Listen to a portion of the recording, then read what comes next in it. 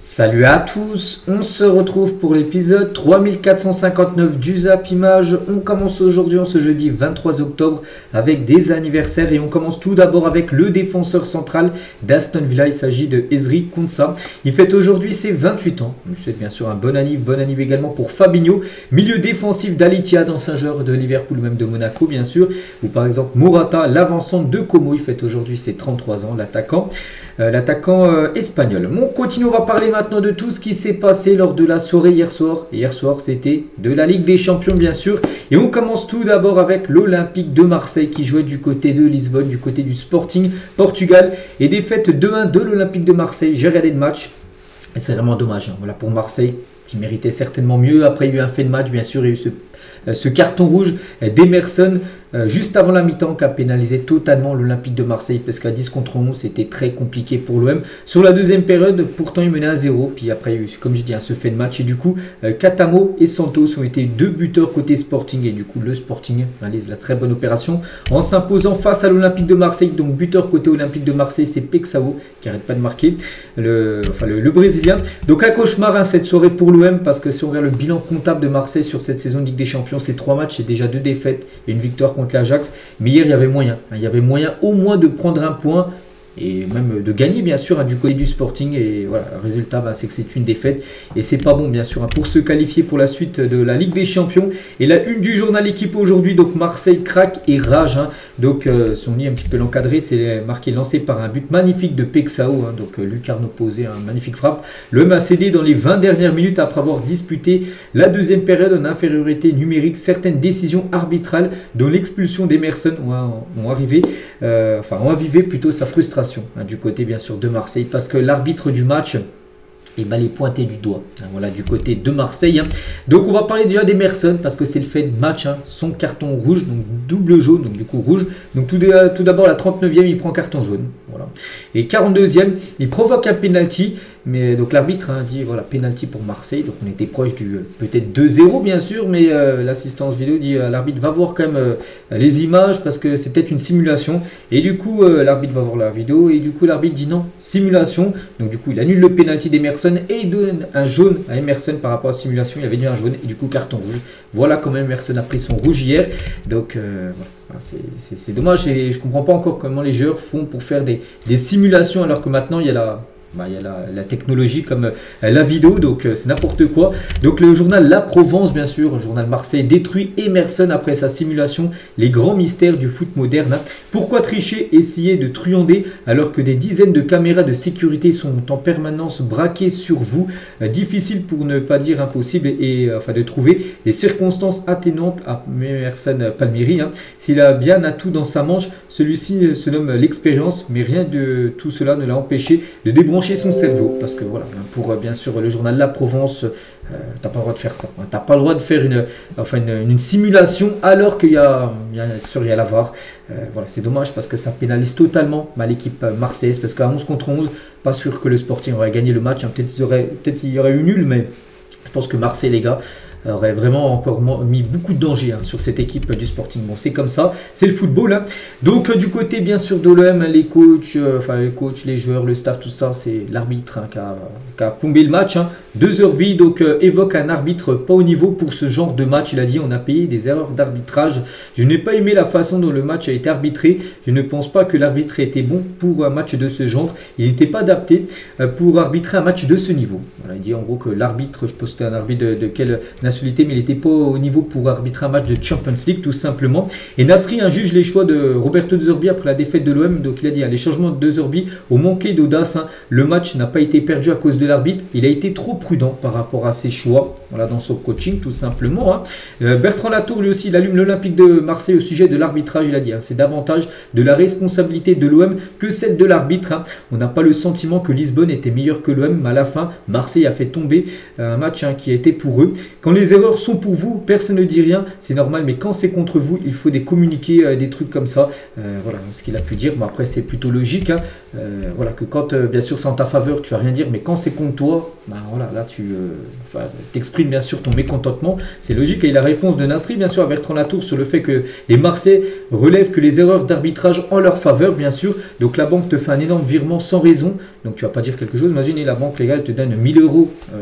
Voilà. Et c'est eux qui se trompent. Donc tu vas rien dire, bien sûr. Mais si c'est le sens inverse, si la banque te prend 1000 euros alors qu'ils n'avaient pas le droit de te les prendre, là, bien sûr, ça va pas passer. Ben, c'est un peu la même chose du côté de Marseille. Bon, c'est la même chose pour tous les clubs, bien sûr.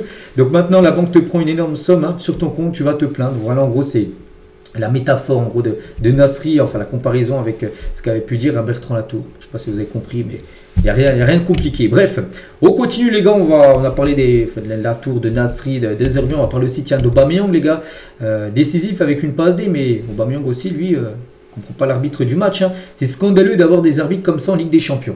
Voilà.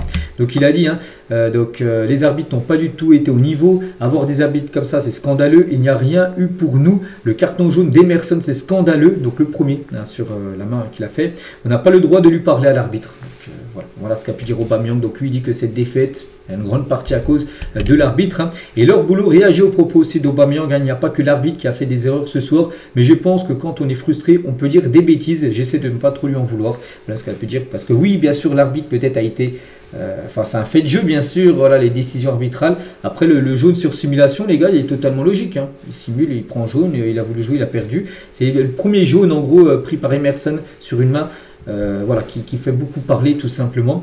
Après c'est aussi à 10 contre 11, des fois il y a des équipes qui arrivent à tenir le score ou même à gagner ou même à remarquer des buts. Hein. Marseille, 10 contre 11 a complètement sombré on va dire en deuxième période.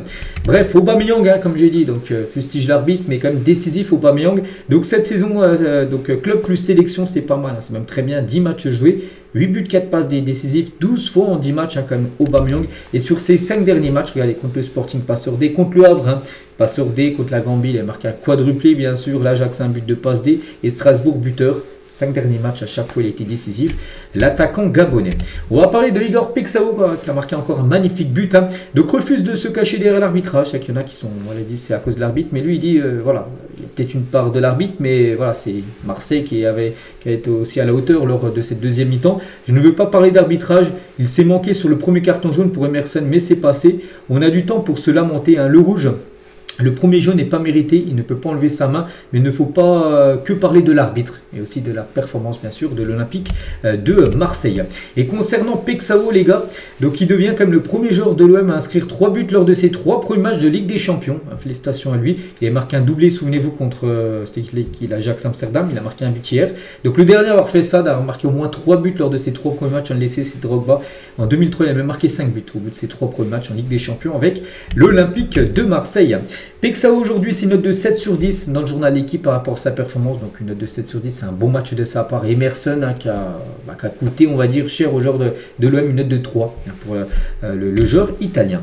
On va parler aussi de Rulli les gars parce qu'il a eu beaucoup de taf surtout en deuxième période, à 10 contre 11 ça a été très compliqué et c'est quand même le gardien qui a réalisé le plus d'arrêts cette saison en Ligue des Champions, c'est-à-dire que Marseille concède beaucoup de tirs et heureusement qu'il est là, donc avec 20 arrêts, c'est-à-dire il aurait été, imagine il n'aurait fait aucun arrêt, il y aurait 20 buts concédés par Marseille, 20 arrêts. Il devance le gardien de Bodo Glimt, Nikita, et Kin, gardien russe, 18 arrêts. Et Rulli, c'est 20 arrêts. Donc voilà, il a réalisé quand même beaucoup de gros matchs, malgré quand même 2 défaites sur les 3 matchs pour l'Olympique de Marseille. Et Marseille toujours continue cette série catastrophique à l'extérieur en Ligue des Champions. Donc l'OM s'est incliné 12 fois sur ses 13 derniers déplacements. C'est fou en LDC, je vous parle bien sûr. La seule victoire a eu lieu face au Sporting, l'adversaire d'hier, mais c'était en 2022, ils ont gagné 2-0 Marseille. Sinon, les 12 autres déplacements ont été des défaites pour Marseille. Voilà, donc on sait que Marseille va miser beaucoup sur les matchs à domicile, mais s'ils veulent aller aussi plus loin en Ligue des Champions, il faut aussi prendre des points à l'extérieur. Et pour l'instant, perdre 12 sur ces 13 derniers matchs, même pas de nul, c'est que des défaites. Ça fait beaucoup bien sûr, il faut absolument renverser la vapeur. Voilà ce qu'il y a à dire sur le match de l'Olympique de Marseille. Et rapidement aussi sur l'Olympique de Marseille U19, c'est la Youth League. Pareil les gars, même résultat, défaite 2-1. Voilà, donc Gonzalez a été buteur côté Sporting, Bacola égalisé côté OM avant que Simao marque le but de la victoire en toute fin de match, comme avec les pros, aussi un but en toute fin de match. Défaite bien sûr pour les 2 Olympiques de Marseille hier.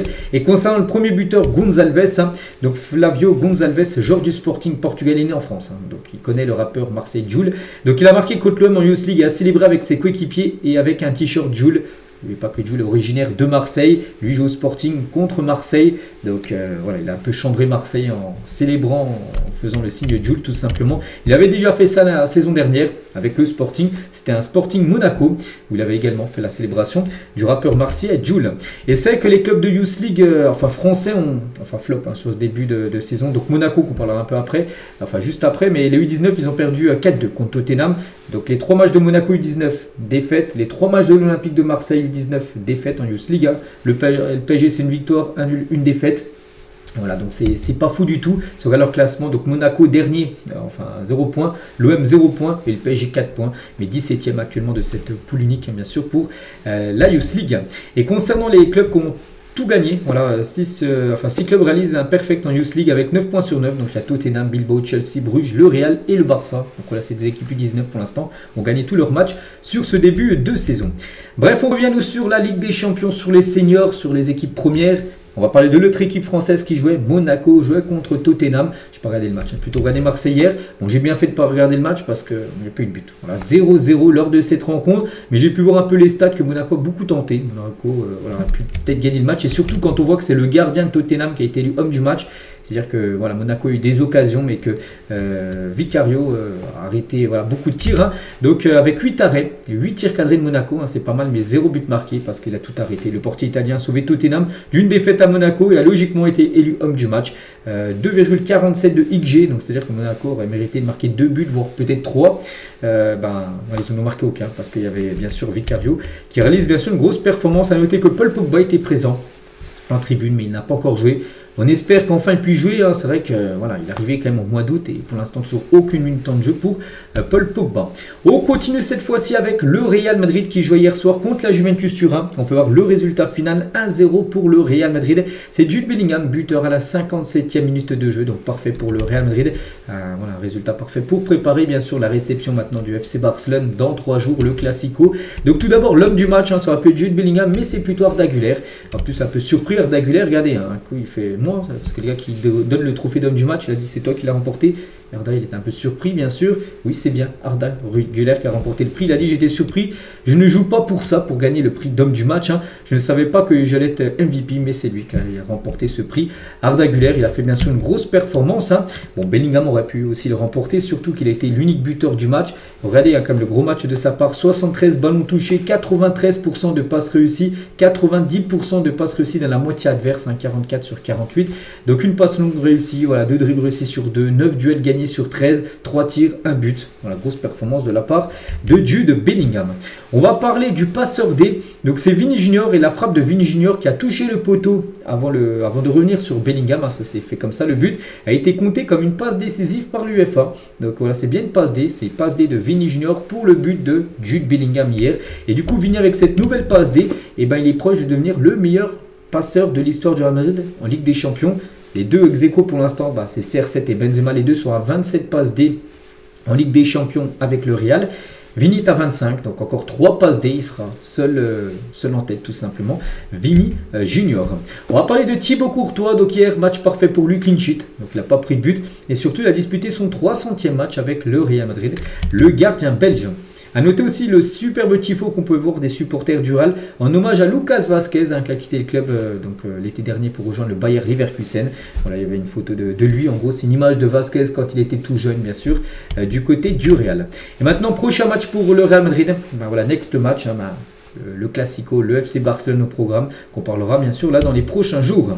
On continue nous avec la Ligue des Champions, bien sûr, le FC Bayern Munich contre l'équipe de Bruges, 4-0 pour le Bayern, ça a été une formalité. Donc le jeune Karl, qu'on parlera juste après, a été buteur au bout de 5 minutes de jeu.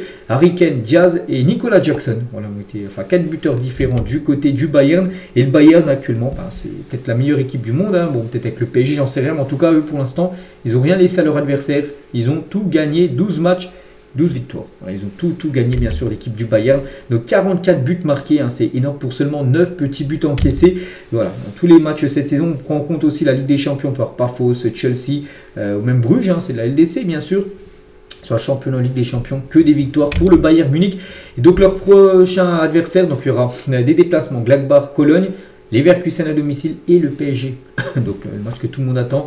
N'oubliez pas que Paris pour l'instant est premier de la Ligue des Champions, enfin de la poule unique, Bayern deuxième. Donc ça sera un énorme match bien sûr. Dans 2 semaines les gars, cette rencontre. Donc voilà, peut-être qu'ils seront à 13, 14, 15 victoires d'affilée avant d'affronter le PSG. On verra. Voilà, parce que c'est totalement possible bien sûr pour l'équipe du Bayern. Et concernant le 11 de départ, donc j'ai dit on va parler de jeune Karl. Hein, regardez au poste d'ailier droit. C'est Karl, je ne sais pas si vous le connaissez, ben non. Enfin, je pense pas. C'est un tout jeune joueur, il est né en 2008. La nouvelle génération est encore plus jeune que Lamine Yamal. Hein. Par exemple, lui qui est né en 2007. Hein. Donc, première titularisation pour, Ligue des Champions pour le jeune Lennart Karl. Hein. Et il est l'homme du match. Il a fait fort, hein, bien sûr. Donc 17 ans, première titularisation LDC, premier but pour lui et MVP. Donc en plus, quel but, un magnifique but. Voilà, Lucarne, j'ai pas vu le match, mais j'ai vu son but.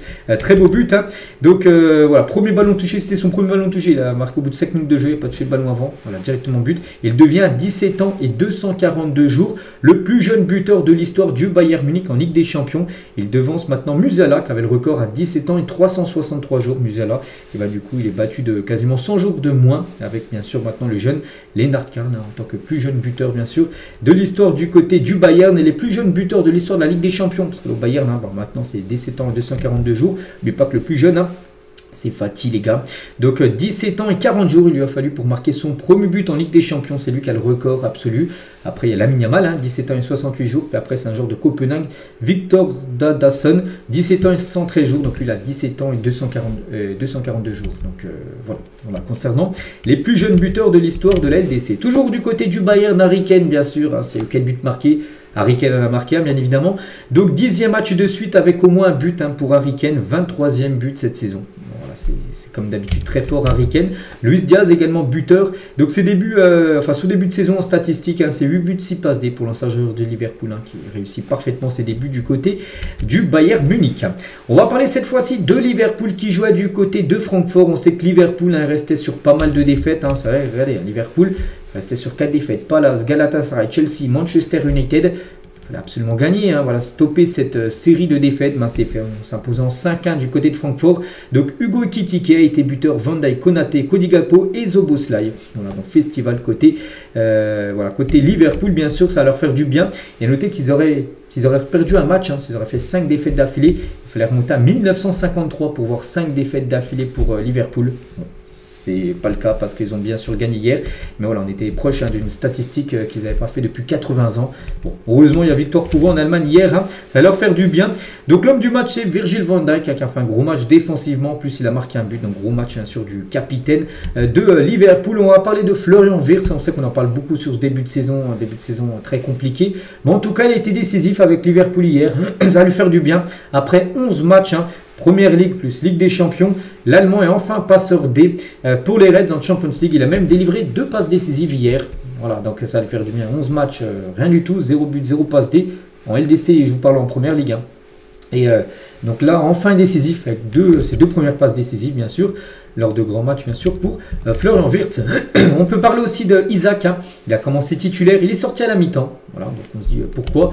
Bon, d'après Ancelotti, hein, il a confirmé que Isaac a été remplacé en raison d'une blessure à l'aine. Voilà, c'est parce qu'il était blessé. Après, est-ce que c'est parce qu'il était blessé ou parce qu'il n'était pas super bon lors de la première mi-temps, on ne sait pas. Mais en tout cas, son bilan, les gars, depuis son arrivée, c'est 7 matchs, un PEL et Ligue des Champions. 0 but, 1 passe D. Voilà, c'est très moyen. Bon, maintenant, Wirtz en fait mieux avec 0 but, mais 2 passes D. Voilà, c'est 11 premiers matchs de Première Ligue et de Ligue des Champions. Concernant Hugo Ekitike, donc en tout cas, lui, il continue de marquer. Il a inscrit le premier but de sa carrière en Ligue des Champions contre Francfort, son ancien club, bien sûr, où il jouait la saison dernière. Bon, il n'a pas célébré, bien sûr, par rapport au respect de son ancien club, hein, qu'il a découvert, et certainement, grâce à ce club de Francfort, il a pu jouer maintenant du côté de Liverpool. Mais en tout cas, lui, il continue de marquer, les gars. Regardez, Hugo Ekitike avec Liverpool, c'est 6 buts, 1 passe D en 700 minutes. Et Isaac, tiens, si on compare avec lui, qui a été acheté plus cher, 1 but, 1 passe D en 430 minutes. Donc le but, hein, on parlait de Isaac là, qui est à 0 but, 1 passe D. Donc là, c'est PEL et Ligue des Champions. Il a peut-être marqué son but, ça peut-être en FA Cup peut-être, voilà, en coupe de la Ligue anglaise, hein, qui n'est pas compté bien sûr dans cette statistique là. Donc voilà, on peut voir que Hugo Ekitike, c'est certainement la meilleure recrue de Liverpool, hein, sur le dernier mercato. Toujours avec cette rencontre, Francfort a intégré aussi Diogo Jota au banc des remplaçants de Liverpool. Un geste de classe, encore Diogo Jota en bleu ciel tout en bas, le regretté Jota qui nous a quitté. Ça doit faire à peu près 3 mois, donc on l'oublie pas. bien sûr, hein, le joueur portugais, on n'oublie pas également son frère. Et concernant Francfort, donc ils ont perdu 5-1 et s'accueillent sont abonnés 5-1. Voilà, en Ligue des Champions. Ils ont perdu 5-1 contre Liverpool, ils avaient perdu 5-1 le match avant contre l'Atlético Madrid et lors du premier match, ils ont gagné 5-1 contre le Galatasaray. Voilà, c'est 5-1 soit pour eux, soit pour les adversaires. Voilà, pour cette équipe de Francfort, il y a toujours des buts hein, avec leur rencontre. Hein. On va parler d'un autre 5-1, c'est entre Chelsea et l'Ajax Amsterdam. Voilà, l'Ajax en avait pris 4 à Marseille il y a à peu près 3 semaines. Là, ils en ont pris 5 à Stamford Bridge. Marc Ugu, Caicedo, Fernandez sur penalty, Jorge et Estevao sur penalty ont été buteurs. À noter que Taylor a pris rouge côté Ajax à la 17e. Quand tu joues quasiment tout le match à 10 contre 11, c'est compliqué. Donc voilà, concernant bien sûr Chelsea. Donc l'homme du match, les gars, c'est Jimmy Gittens. Hein. Pourtant, il n'a pas marqué. Peut-être qu'il n'était pas sur D. En tout cas, c'est lui qui a remporté le prix d'homme du match. C'est même pas un buteur. Voilà, en tout cas, lui a fait une grosse performance. Hein. Et on va parler de jeune Marc Ugu, buteur au bout de 18 minutes de jeu. L'ancien joueur du Barça. Hein. Et c'est incroyable à Stamford Bridge. Marc Ugu est devenu le plus jeune buteur de l'histoire de Chelsea en Ligue des Champions. Voilà. Avant d'être dépassé 30 minutes plus tard par Estevao qui a été buteur également. Donc voilà, il y a eu les 2 records qui sont tombés. Et maintenant c'est Estevao qui est le plus jeune buteur de l'histoire de Chelsea en Ligue des Champions. On parle au Bayern. Et Chelsea aussi, le record est tombé hier soir. Et un record aussi improbable est tombé à Stamford Bridge. Pour la première fois, 3 adolescents ont marqué lors du même match de Ligue des Champions. Donc des adolescents, des joueurs en dessous de 18 ans. Marc Ugu, Estevao et Thierry Jorge aussi qui a été buteur. Les Baby Blues ont performé tout simplement. Voilà, du côté de cette équipe de Chelsea. Et toujours, tiens, pour revenir sur Marc Ugu, rentre aussi dans un cercle très fermé. Il devient l'un des 4 seuls joueurs à avoir marqué. Peut-être que je dis adolescent, c'est peut-être avant 20 ans. Voilà, je pense qu'il a plus de 18 ans quand même. Marc Ugu, bref, mais toujours avec lui. Donc il devient aussi l'un des 4 seuls joueurs à avoir marqué en Ligue des Champions pour 2 clubs différents avant 20 ans. Voilà. Donc Kylian Mbappé l'avait fait donc avec Monaco Paris. Haaland l'a fait donc avec Dortmund, enfin peut-être pas Dortmund, plutôt Salzbourg et Dortmund plutôt. Ilne Kena l'a fait avec Monaco et un autre club que j'ai plus en tête. Et Gu l'a fait avec le FC Barcelone et bien sûr l'équipe de Chelsea. Et en parlant tiens du côté de l'Ajax, un journaliste avant le match. Le journaliste a dit, Ettinga, donc le coach de l'Ajax, vous allez affronter un club de Chelsea dont l'effectif vaut 1,4 milliard d'euros. Est-ce que cela compte pour vous? Ettinga, il a dit, l'entraîneur de l'Ajax, je n'ai jamais vu un sac d'argent marquer des buts. Voilà. À la fin du compte, ils en ont quand même marqué quelques-uns quand même. L'équipe de Chelsea avec une victoire 5-1. Une victoire 3-1 là du Galatasaray contre Bodo Glimt. Ça se passe plutôt bien pour le Galatasaray qui a perdu son premier match. Souvenez-vous, 5-1 contre Francfort. Mais depuis, ils ont enchaîné 2 victoires. Ils ont gagné Liverpool. Et ils ont gagné Bodo Glimt. Donc avec un doublé de Victor Osimhen, voilà, qui a fait du mal bien sûr à cette équipe de Bodo Glimt. Et Osimhen bien sûr remporte le prix d'homme du match. Et Osimhen, il enchaîne les buts, les 7 derniers matchs européens de Victor Osimhen. Et voilà, hier doublé contre Bodo Glimt, contre Liverpool, il a été buteur, contre l'AZ Alkmaar, buteur, l'Ajax, Dynamo Kiev, l'AZ Alkmaar, contre Tottenham, il avait été double buteur. Voilà, donc Osimhen, ça se passe très bien du côté du Galatasaray. Et l'énorme tifo des supporters du Galatasaray aux couleurs du drapeau palestinien accompagné d'un message fort, arrêtez le génocide. Voilà, le message bien sûr envoyé de la part des supporters turcs. On continue du côté de Bilbao. Donc Bilbao c'est à 18h45 ce match contre Karabag. Karabag c'était une équipe un peu surprise, un peu le Brest de la saison dernière. 2 matchs de victoire avant ce match hier. Donc ils ont perdu en Espagne. Donc défaite 3-1 de Karabag. Donc belle victoire bien sûr de Bilbao. Et le dernier match à parler c'est entre l'Atalanta Bergame et le Slavia Prague. Pas grand chose à dire, 0-0. On va pas s'éterniser sur ce match. Du coup, tous les résultats, les gars, de cette journée hier soir où il y a eu moins de buts par rapport à la soirée de mardi où c'était festival. Bon, il y a eu quand même pas mal de buts hier.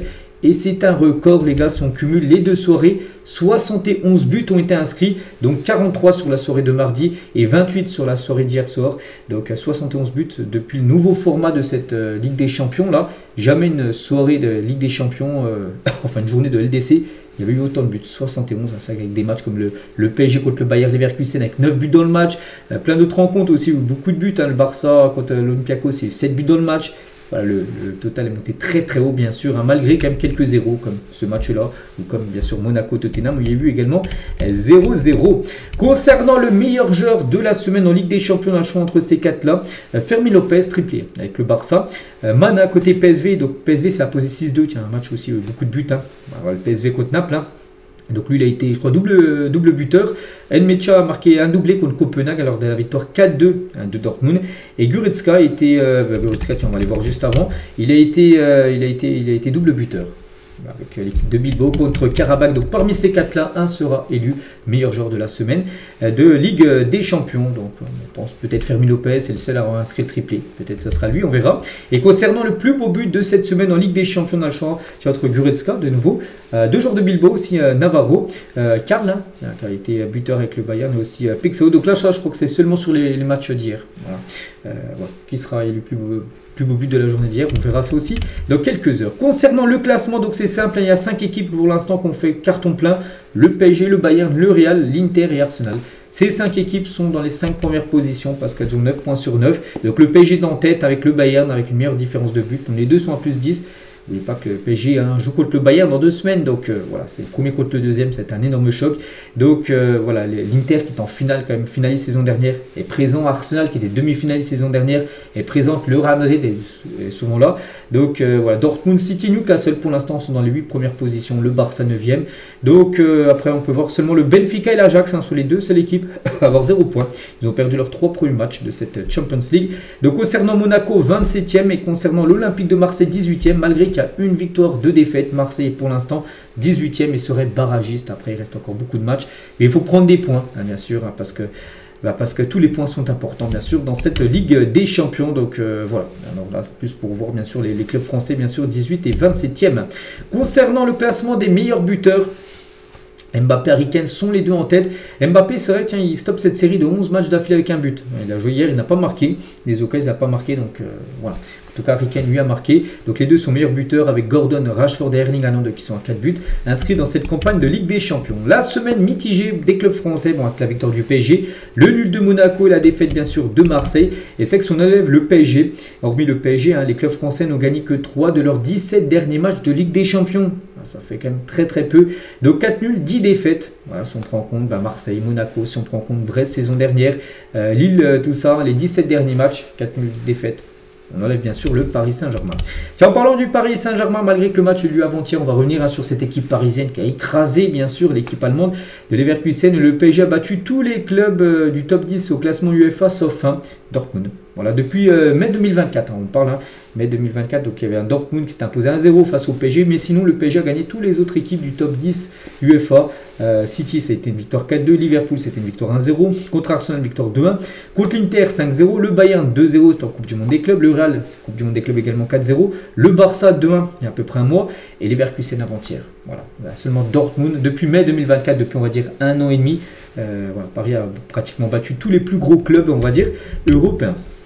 7-2 pour le PSG, c'est pas la première fois que Paris inscrit un score comme ça. C'est déjà arrivé 2 autres fois dans l'histoire du PSG en 2000 contre Rosenborg, victoire 7-2, et aussi contre le Maccabi Haïfa en 2022, pareil, victoire 7-2 de l'équipe parisienne.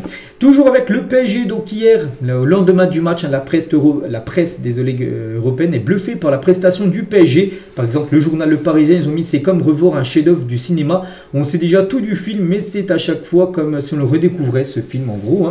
Le journal L'équipe, ils ont mis une nuit magique, un kicker, un journal allemand, n'oubliez pas que les Leverkusen sont en Allemagne, une leçon prise par les Leverkusen.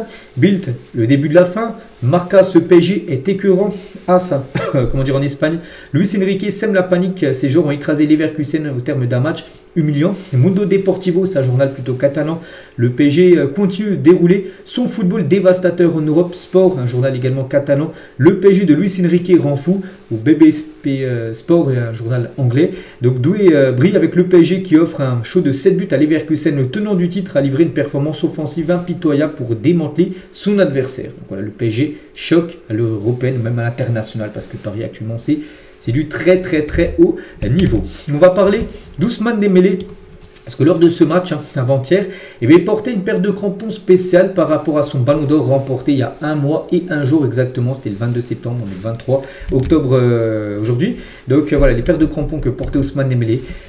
C'est des crampons faits par son équipementier Adidas, bien sûr, par rapport à son ballon d'or remporté. Et toujours avec Ousmane Dembélé, Eto'o était présent dans le stade du Bayer Leverkusen.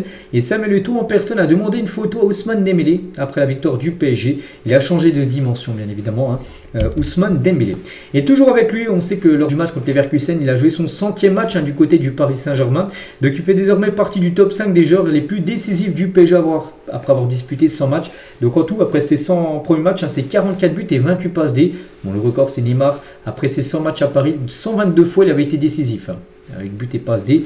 Zlatan 111, Kylian Mbappé 105, Néné 80, sous-côté de Néné, et Dembélé et Di Maria, les mêmes 72, ça fait 44 plus 28, ça fait 72. Il faut voir quand même que Neymar, les gars, était 40 fois plus décisif qu'Ousmane Dembélé après les 100 premiers matchs qu'il a pu faire au club. Toujours avec l'équipe parisienne, on va parler de Walid Cherchour. Donc il a parlé de Vitinha. Vitinha, masterclass. Donc si c'est Kroos, Modric ou Pedri qui fait sa performance en finale de Ligue des Champions le 31 mai dernier contre l'Inter, on en ferait des livres et on en parlerait pendant 150 ans. Sa finale de Ligue des Champions, c'est un chef-d'œuvre. Il est le cerveau du PSG, c'est un joueur total. Il livre des performances de très très grand milieu dans l'histoire. Voilà ce qu'il a pu dire. Il est totalement sous le charme de Vitinha. Et pour lui, les gars, il n'y a plus de débat entre Vitinha et Marco Verratti au PSG. Verratti, on sait que c'est une légende du côté de Paris, mais pour lui, il dit que voilà, aujourd'hui, le Portugais est beaucoup plus total, beaucoup plus complet, beaucoup plus clinique tout simplement que Verratti, qui est un bon footballeur. Mais Vitinha, c'est quand même au-dessus de Verratti, de ce qu'il a pu faire, bien sûr, à Paris. Et même Pauletta, légende, bien sûr, du Portugal et du PSG, sur Vitinha, il a dit avec Pedri, c'est le meilleur milieu de terrain du monde, les deux. Pedri, Vitinha, c'est vrai que c'est très fort. Il me rappelle Iniesta, c'est un phénomène, il ne fait pas une erreur, il ne perd quasiment jamais le ballon. C'est rare de voir une passe loupée de Vitinha. Vous dites des fois c'est facile de faire des passes, tout ça, non? Des fois les gars il y a de la pression. Des fois tu peux louper une passe comme ça, non? Il en loupe quasiment jamais. Voilà, c'est un joueur très propre tout simplement, Vitinha. On va parler de Zarbani. Donc lui s'est fait laminer par la presse parce que voilà, son match n'a pas été bon, bien sûr, en plus avec son carton rouge. RMC, ils ont mis un parle de calvaire et de match catastrophique pour Zarbani. Le journal Équipe, ils ont mis, il a encore raté son match.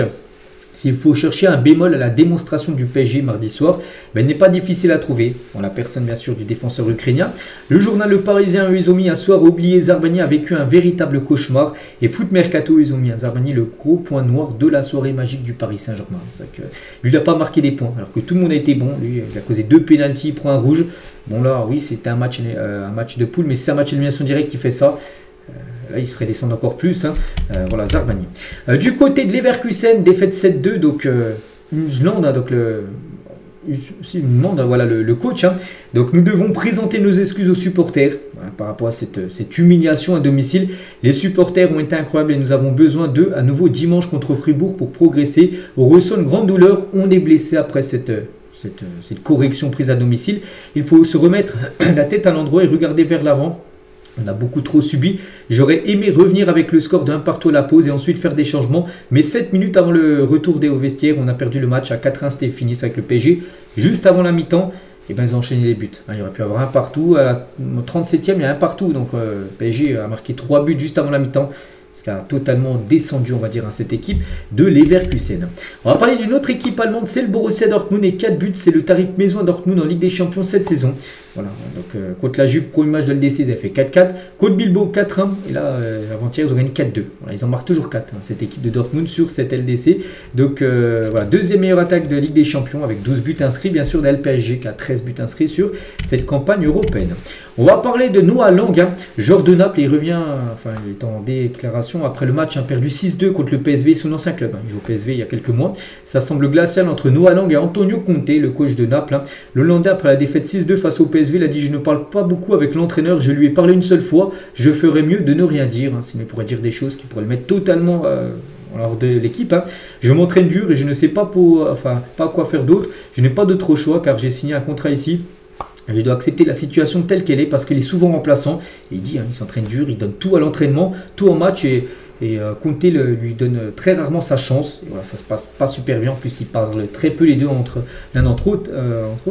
Et à noter que samedi, Noah Lang, en plus, il croit égaliser. Voilà, la semaine est compliquée ces derniers jours. Il croit égaliser contre le Torino. Il enlève son maillot, célèbre avec les supporters, prend un jaune et perd le match parce qu'en gros, son but était hors jeu. Et du coup, ils ont perdu 1-0.